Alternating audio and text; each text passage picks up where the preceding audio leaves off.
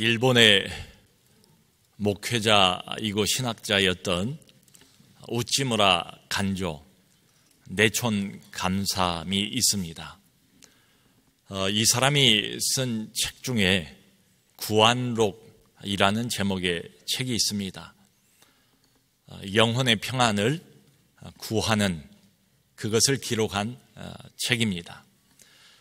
거기 보면 이 사람이 자기 영혼의 진정한 안식을 얻기 위해서 시도해 보았던 온갖 노력들이 진솔하게 잘 드러나 있습니다. 학문을 통해서 영혼의 평안을 얻으려고 하지만 실패합니다. 또 자연 세계에 심취해서 평안을 누려보려고 하지만 그것도 실패합니다. 이분이 나중에는 자선 사업을 통해서 영혼의 평안을 누리려고 하는데 좋긴 한데 그것도 궁극적인 평안은 주지 못했습니다. 예를 쓰다가 결국은 신학교를 갑니다. 신학교에 가서 신학 지식은 많이 얻었는데 거기서도 영혼의 만족을 찾지를 못합니다. 그러다가 나중에 성경 말씀을 읽으면서 성경 속에서 예수 그리스도를 만나서 죄로부터 해방이 됩니다. 십자가를 믿게 됩니다. 아마 이 중에도 오늘 부활절 아침에 예배하러 나오신 여러분들이 계시지만 이런 영혼의 일종의 순례의 과정을 거쳐서 여기까지 오신 분들이 많이 계시지 않을까 생각을 합니다. 대부분 그러신 것 같아요. 이 교회에 좀 다니시고 또 신앙 고백을 하시는 분들은 십자가는 받아들이세요. 내 죄로 인해서 하나님의 아들이 십자가에 죽으셨다. 그리고 그걸 믿기만 하면 나는 이제 죄의 쇠사슬에서 풀려나고 모든 죄짐에서 다 해방이 된다. 자, 십자가는 믿는데 그 다음 부활은 어떻습니까? 여러분 부활을 믿습니까? 제가 던진 질문은 부활을 문자 그대로 역사적인 사실로 믿고 있느냐 이 말씀이지요. 여기 성경을 보면 도마라는 예수님의 제자는 믿지를 못했습니다. 예수님이 다시 살아나셔서 제자들에게 나타나시지요. 그런데 마침 그 자리에 공교롭게도 도마는 없었습니다. 이렇게 말해요. 이구동성으로 제자들이 우리가 부활하신 주를 보았다. 정말로 살아나셨다. 약속한 그대로다. 그런데 도마는 고개를 절레절레 흔들지 않습니까? 난 도저히 믿을 수 없다. 내가 내 눈으로 보고 그 손의 못자국을 직접 확인해보고 확인해본 다음에 내 손가락을 그 못 구멍 속에다 집어넣어보고 그리고 또 옆에는 예수님이 창을 받으시지 않았습니까? 그 커다랗게 아마 구멍이 뚫려 있을 그 옆구리에 창 자국 안에 내 손을 집어넣어 보고 감각해보고 똑똑히 확인해보고 그리고 나서야 믿겠노라. 여기 보면 도마가 내가 내 손가락을 내 손을 이렇게 표현을 하는 걸 보면 상당히 자기 중심성이 강한 사람이 아닌가. 근데 아마 우리 중에도 이 도마의 심정에 동의를 하고 싶은 사람들이 많을지 모르겠어요. 부활에 대한 의구심이 있단 말이지요. 여러분, 내가 직접 보는 것 그리고 내가 직접 만져보는 것, 감각하는 것 이게 바로 경험주의 아니겠습니까? 이게 바로 합리주의 아니겠습니까? 보지 않고 어떻게 믿을 수 있냐 이 말이지요. 다른 말로 표현하면 이게 바로 과학주의 아니겠는가 이 말이지요. 아마 많은 사람들은 도마의 이 의구심에 오히려 더 공감을 하지 않을까. 교회를 다니고 있는 사람들도 십자가는 참 좋아요. 예수님이 나를 위해서 하나님의 아들이 나를 위해서 돌아가셨다는 그 사랑을 기꺼이 받아들일 수 있습니다. 그런데 부활은 어려워요. 교회를 다닌 지가 꽤 오래됐으면서도 늘 부딪히는 부분이 바로 이 부활인 이런 경우도 많이 있으리라고 짐작을 해봅니다. 그러나 부활은 의미적으로는 우리에게 사실이다. 예수 그리스도가 우리를 위해서 보여주셨던 그 희생, 그분의 그 사랑, 그분의 그 헌신, 그분의 그 용서, 그러니까 이 예수의 사랑의 정신과 용서의 정신과 자기 희생의 이런 정신은 오늘도 여전히 부활로 살아서 우리 마음속에 새겨져 있어야 마땅하다. 여러분, 그 교묘한 구별을 눈치를 채시겠지요? 역사적으로 예수는 부활하지 않았어요. 그건 신화입니다. 이야기입니다. 초대교회가 꾸며낸 이야기라고요. 그런데 의미적으로는 여전히 그분의 그런 정신이 활활 불타오를 정도로 부활해서 우리 안에 살아 있어야 된다. 이른바 각종 비평적인 방법을 동원을 해서 성경을 사람들이 난도질하기 시작합니다. 신학이란 이름으로 소위 말하는 성서의 재해석이지요. 자, 그런데 여기에 문제가 있습니다. 여러분, 이미 내가 배운 신학으로는 부활의 사실이 아니에요. 역사적인 사실은 아니에요. 그런데 내가 섬기는 이 교회 교인들은 대부분 다 어떻습니까? 부활을 사실로 믿고 받아들이죠. 이 성경의 말씀을 문자 그대로 하나님의 영감된 말씀으로 그대로 받아들이죠. 부활을 역사적인 사실로 믿고 있는 교인들과 역사적인 사실은 아니지만 의미적으로만 믿고 있는 목사 사이에 괴리가 생기지 않겠습니까? 그러므로 내가 사실로는 믿고 있지 못하다는 것을 감히 발설하지는 못하지요. 부활을 이야기를 하지요. 그것을 숨기고 말이지요. 눈 가리고 아웅하는 이런 식입니다. 여러분, 바로 이게 신학과 신앙을 교묘하게 분리시키는 겁니다. 소위 말하는 역사적인 예수와 믿음의 그리스도를 분리시키는 작업을 서양 신학에서는 오랫동안 해왔어요. 그게 과연 분리가 되겠습니까? 분리가 돼서 우리의 신앙이 제대로 설 수 있겠어요? 교회가 바로 설 수 있겠어요? 역사적인 예수는 사실은 십자가에서 죽었다. 그걸로 끝이다. 그게 전부다. 부활하지 않았다. 그건 역사적인 예수예요. 그런데 그렇게만 생각하면 우리의 믿음의 근거를 어디다 둡니까? 우리 신앙의 근거를 어디 둘 수 있습니까? 그러므로 소위 믿음의 그리스도를 만들어낸 거지요. 그러므로 신학은 신학이고 신앙은 신앙이고 이렇게 교묘히 양자를 분리를 시켜놓은 이 내용을 진보된 신학, 진보되고 개화된 신앙이란 이름으로 가르치는 거죠. 여러분, 이게 과연 온전한 진리일까요? 그저 불러본다면 반쪽 진리 아닐까요? 그저 불러본다면 짝퉁 진리 아닐까요?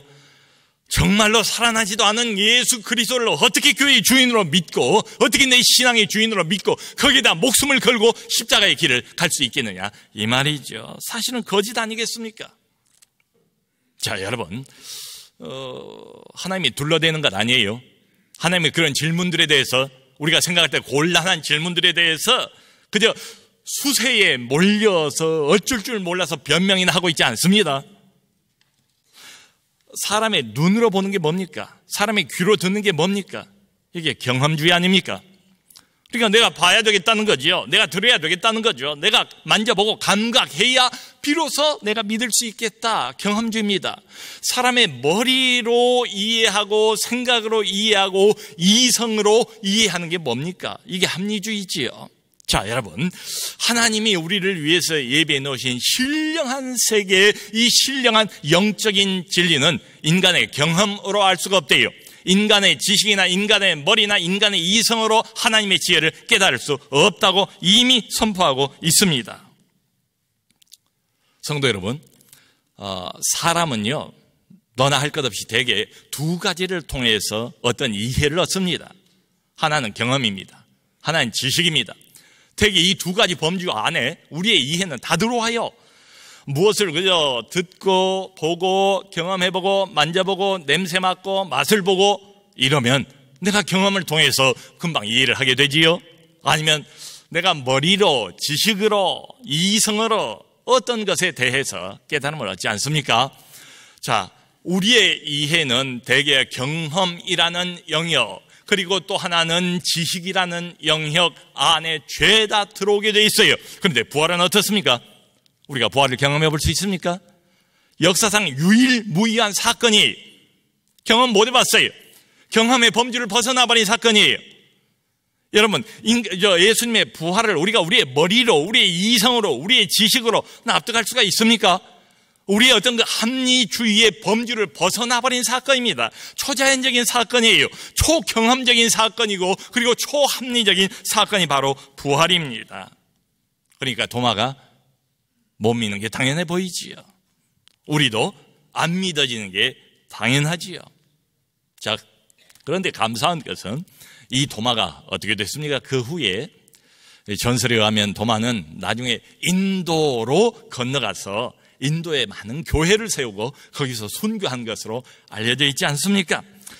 어떻게 해요?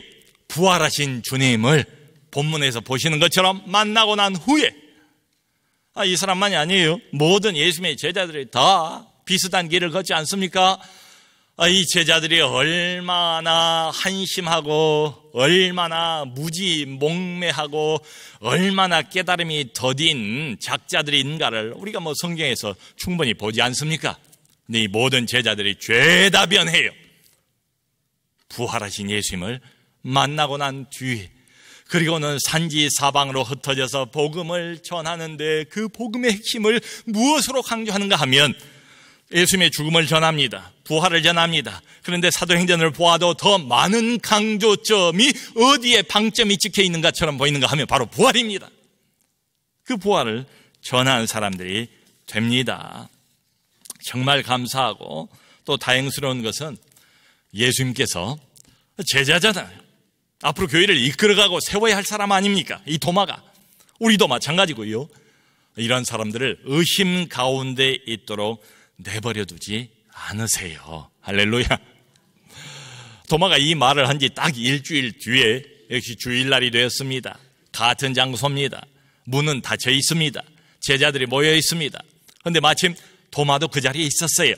예수님이 다시 나타나시는 거예요. 그 현장에. 그리고는 첫 마디가 너희에게 평강이 있을지어다. 평강을 빌어주세요. 그리고 난 다음에 곧바로 도마에게 말씀을 하시죠. 마치 도마 한 사람을 위해서 이때는 나타나신 것처럼 말이죠. 도마야, 이리 와서 내 손가락을 내밀어 만져보고 내 손을 못자국을 보고 그리고 옆구리에 내 손을 넣어보라. 그리하여 믿음 없는 자가 되지 말고 믿는 자가 되라. 아멘. 도마가 얼마나 화들짝 놀랬겠어요? 일주일 전에 자기가 호기를 부리면서 했던 그 말을 예수님이 거꾸로 다 반복을 하고 있잖아요. 그래, 네가 그렇게 원한다면 직접 와서 똑똑히 확인을 해보고 손가락으로 감각을 느껴보고 주먹을 집어넣어서 내 옆구리에 만져보고 그리고 믿음 없는 자가 되지 말고 믿는 자가 되어라. 도마의 궁금증과 호기심을 채울 기회를 주시지 않습니까? 도마의 경험주의와 도마의 이성주의와 그의 합리성에 호소를 하고 있지 않습니까? 해보라는 거예요. 원한다면 기꺼이 얼마든지 네가 해보고 싶은 대로 다 해보라는 거예요. 그리고 믿음 없는 자가 되지 말고 제발 한 가지 믿는 자가 되어라. 도마가 확인해 봅니까? 만져봅니까? 그 자리에서 그냥 털썩 엎드려서 이렇게 부르짖지 않습니까? 나의 주님, 나의 하나님, My Lord, My God. 바로 이 순간 도마의 눈이 열려버린 거지요. 신령한 세계를 깨닫게 된 거지요. 바로 이 앞에 서 있는 이분이 누군가를 확연하게 깨닫는 순간, 그의 인생의 변화가 되는 순간 아니겠습니까? 그러자 예수님께서 아주 중요한 말씀을 29절에 이렇게 말씀하십니다. 너는 나를 본고로 믿느냐? 너는 나를 본고로 믿느냐? 보지 않고 믿는 자들은 복되도다. 우리에게도 주신 말씀 아닐까요? 그러니까 예수님 말씀대로 한다면 두 가지 종류의 믿음이 있습니다. 본고로 믿느냐, 보고 믿는 믿음. 듣고 믿는 믿음, 확인해보고 믿는 믿음, 경험해보고 믿는 믿음. 여러분, 이 보고 믿는 이 믿음이 과연 믿음입니까? 성경이 추구하는 믿음입니까? 우리가 원하는 바람직한 믿음이 이런 겁니까? 보고 믿는 것은 사실은 믿음이 아니죠. 성경이 말하는 믿음이 아니죠. 보고 난 뒤에는 믿고 말고가 할 게 뭐 있어요? 보면 다 끝나는 것 아니에요? 그건 믿음이 아니죠. 그건 사실 확인에 불과하지요. 두 번째 믿음, 보지 않고 믿는 믿음입니다. 이거야말로 오고 오는 교회를 위해서 필요한 믿음 아니겠습니까? 우리가 지금 가지고 있는 믿음 아니겠습니까? 우리 중에 부활하신 예수를 본 사람이 어디가 있습니까? 근데 우리 모두는 다 믿어요. 오고 오는 교회를 위해서 반드시 필요한 종류의 믿음, 보지 않고 믿는 믿음. 이미 초대교회 당시부터 대부분의 초대교인들은 부활하신 예수를 보지를 못했어요. 사도들 몇 사람만 빼고 말이죠. 그럼에도 불구하고 베드로전서 1장 8절에서 베드로는 이렇게 선포를 합니다. 예수를 너희가 보지 못하였으나 사랑하는도다. 예수를 본 사람이 없대요. 예수를 감각하고 경험해 본 사람이 없대요. 그런데 보지 못하였지만 무지무지하게 뜨겁게 사랑한대요. 그러면서 하는 말이 이제도 보지 못하나 믿고 말할 수 없는 영광스러운 즐거움으로 기뻐하니 이제도 보지 못한대요. 저제도 보지 못하고 이제도 보지 못하고 앞으로도 보지 못해요. 그런데 분명한 거 하나가 있어요. 그럼에도 불구하고 말할 수 없는 영광스러운 즐거움으로 기뻐해요. 이게 도대체 어떻게 된 일입니까? 31절에 이렇게 되어 있습니다. 오직 이것을 기록하면 너희로 예수께서 하나님의 아들 그리스도이심을 믿게 하려 함이요 또 너희로 믿고 그 이름을 힘입어 생명을 얻게 하려 함이라. 여러분, 사도 요한이 성경을 기록한 목적입니다. 모든 성경이 기록된 목적입니다. 그 목적은 분명해요. 무엇 때문입니까? 이 성경은 과학을 위한 책입니까? 아니면 무슨 자연을 위한 책입니까? 아니지요. 이 성경의 목적이 분명히 나와 있지 않습니까? 이 성경을 발췌해서 수많은 사건들 중에서 이것만 발췌해서 기록을 했다는 거예요. 그리고 이것을 기록한 이유, 기록한 목적은 하나입니다. 너희로 믿게 하려 함이라. 아멘, 할렐루야. 여러분, 성경은 참 특별한 책이에요. 이 땅 위에 우리로 하여금 그 신령한 진리를 믿을 수 있도록 우리를 믿음으로 이끌기 위하여 기록되어 있는 유일무이한 책 성경입니다. 성경을 못 믿으면 부활을 못 믿어요. 성경을 못 믿으면 예수의 대속의 죽음을 못 믿어요. 이 성경이 무슨 책입니까? 보시는 것처럼 제자들의 증언이죠. 제자들의 기록이죠. 예수 그리스도를 가장 가까이서 몇 년을 쫓아다녔던 사람들, 그리고 나중에 성령을 힘입어서 하나님의 영감으로 오고 오는 교회를 위해서, 하나님의 백성들을 위해서 이 내용을 기록한 사람들 아닙니까? 그 책이 바로 이 성경이 증언의 기록입니다. 자, 오늘 본문의 앞뒤 맥락을 보면 이게 왜 중요한가를 알 수 있죠. 예수님이 부활하시는 날 새벽에 여자들이 먼저 무덤으로 가지 않습니까? 막달라 마리아를 비롯해서 말이지요. 근데 무덤이 비어 있어요. 그리고 결국 이 여자들이 먼저 부활하신 예수님을 만나게 되지요. 그러자 득달같이 제자들에게 달려가지 않습니까? 예수님이 부활하셨다고, 우리가 그것을 보았다고, 우리가 만났노라고 이렇게 증거를 하지만 제자들이 처음에는 반응이 어땠습니까? 못 믿었지요. 도마와 같았지요. 근데 나중에 이제 예수님이 그 안에 나타나니까 제자들도 비로소 믿게 된 거지요. 그리고 보니까요, 이 제자들이 처음에는 못 믿었어요. 그럼 나중에는 제자들이 예수님의 부활을 증거합니다. 도마에게, 동료에게, 같은 제자 그룹에 속해 있던 사람에게. 그런데 도마가 못 믿습니다. 여러분, 성경을 못 믿으면 부활을 못 믿어요.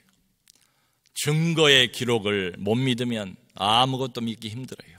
이 증언을 아멘으로 받아들이지 않으면 이것도 저것도 한없는 의심 속에 빠질 수밖에 없습니다. 자, 이 믿음이라는 것은 이해는 해요. 억지로 가질 수 있는 것은 절대로 아닙니다. 아무리 가까운 사이라고 해도 억지로 믿음을 강요할 수 있습니까? 남편과 아내가 한 몸으로 그렇게 가까운 사이라고 해도 남편에게 어거지로 믿음을 심어줄 수 있나요? 아내에게 내 믿음을 구겨 집어넣을 수 있나요? 아무리 가까운 아이들과 부모 사이라고 해도 내 사랑하는 아이라고 내가 내 믿음을 그대로 전수해 줄 수가 있더냐 말이지요. 불가능해요. 도마를 보세요. 3년이나 함께 동거동락하고 한솥밥을 먹었던 사이 아닙니까? 그런데 한두 사람도 아니고 모든 제자들이 이구동성으로 동고동락했던 이 사람들이 주님이 살아나셨다, 우리가 보았다, 이렇게 이야기를 해도 도마가 고개를 절레절레 흔듭니다. 믿을 수 없다는 거예요. 그러면서 자기 생각을 고집하지 않습니까? 네가 하나님 봤어? 봤으면 한번 보여줘봐. 나한테 한번 보여줘 보라고. 보여주면 내가 믿을게. 이렇게 말하는 사람들이 우리 주변에도 얼마나 많냐고요. 여러분, 아까 말씀드렸죠. 부활 사건은 우리의 경험의 범주, 우리의 이성의 범주를 완전히 초월해버린 사건입니다. 보아야만 믿을 수 있다면 결코 부활을 믿을 수 없습니다. 합리주의와 경험주의의 한계를 결코 벗어날 수 없어요. 다른 말로 하면 아까 고린도서에서 바울이 말하는 것처럼 하나님이 우리를 위해서 예비해 놓으신 그 신령한 은혜와 축복을 절대로 깨달을 수 없고 맛볼 수 없다는 말이죠. 여러분, 하나님께서 믿을 만한 증거로 우리에게 이 책을, 성경을 주셨습니다. 그러므로 저는 생각하기를 성경의 내용을 공부하는 것도 중요하지만 이것보다 훨씬 더 못지않게 중요한 게 있습니다. 성경을 어떤 자세로 받아들이는가, 이 성경을 대하는 태도가 무엇인가, 여러분들은 이 성경을, 이 책을 어떤 마음으로 접근을 하십니까? 이게 결정적이에요. 여러분, 일전에 미국이긴 합니다만 미국의 신학생들을 대상으로 해서 진솔하게 질문을 던지고 답변을 받아보니까요, 미국의 신학생들 중에 50%는 성경을 믿지를 않아요. 문자 그대로 우리처럼 받아들이질 않아요. 60%는 부활을 믿지 못하는 것으로 나왔습니다. 90%는 예수님의 재림을 못 믿는 것으로 나와 있어요. 이게 소위 말하는 세상 학문을 등에 업고 성경을 갈라내고 비판하고 성경을 난도질하는 고등비평, 소위 말하는 신신학, 이런 것들에 영향을 입어서 이렇게 된 거지요. 자, 그 다음에 그러니까 이 캠벌 모간도 젊은 시절에 있는 그런 종류의 책들을 접하다 보니까 마음에 혼란이 왔고 급기야는 위기를 만나게 된 겁니다. 그는 즉각 모든 설교 계획을 취소했다. 그리고 성경을 옹호하는 책과 공격하는 책들을 다 가져다가 구석 벽장 안에 쌓아 놓았다. 모건은 후에 설교에서 이 사실을 여러 번 언급하면서 벽장 문에 자물쇠를 채웠던 것을 상기했다. 나는 지금도 그 자물쇠의 찰칵하는 소리를 들을 수 있습니다 라고 그는 말하곤 했다. 그리고 그는 집을 나가서 거리의 책방으로 갔다. 그리고 새 성경을 사서 집으로 돌아왔다. 그리고 스스로에게 말했다. 자, 새로운 성경을 하나 산 거예요. 공격하는 책, 옹호하는 책 다 벽장 속에다 집어넣고 자물쇠를 찰칵하고 채워버렸어요. 스스로에게 말했다. 나는 더 이상 이것이 내 아버지가 주장하던 대로 하나님의 말씀인지 확신하지 못한다. 그러나 이것만은 확신한다. 만약 이것이 하나님의 말씀이라면 편견 없이 열린 마음으로 이 책을 읽을 때 그것은 스스로에 대해 내 영혼의 확신을 심어줄 것이다. 여러분, 어떤 상태에 있는지 아시겠죠? 이것도 믿을 수 없고 저것도 믿을 수 없는 지경까지 돼버렸어요. 신앙의 최대 위기가 찾아온 겁니다. 이 책을 더 이상 믿을 수 없게 됐으니까요. 이 책에 대해서 자꾸 의심이 가니까요. 그러니까 이 책 저 책 꼴 보기 싫은 거지요. 다 집어쳐놓고 벽장에다 자물쇠 잠가버리고, 그리고 새로운 성경 한 권을 사가지고 가장 객관적으로 그리고 열린 마음으로 이 성경이만 진리라면 이 책이 나를 찾아와서 확신을 줄 것을 기대하면서, 아니면 말고 거기서 이제 떠나는 거지요. 그리고 성경을 읽기 시작했다는 겁니다. 후에 그는 고백했다. 저 성경이 나를 찾아 주었습니다. 나는 그 이후 성경을 읽고 공부하기 시작했습니다. 그 후로 지금까지 나는 말씀을 배우는 학생이 되었습니다. 중략을 한 다음에 이렇게 되어 있습니다. 이 위기가 지나고 난 후에 새로운 믿음이 그의 영혼을 감격하게 하면서 엄청난 확신이 찾아왔다. 아멘. 예수 그리스도 부활하셨습니다.